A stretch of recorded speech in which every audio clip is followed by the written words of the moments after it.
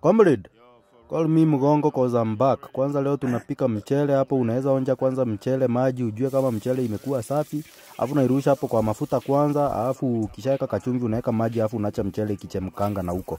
Watu wanashindwa nimekuwa happy for the last month sijakuwa nikipost, nimekuwa rehab ya majegi. Saa hii napenda madhudha. They have beaten sense into my head.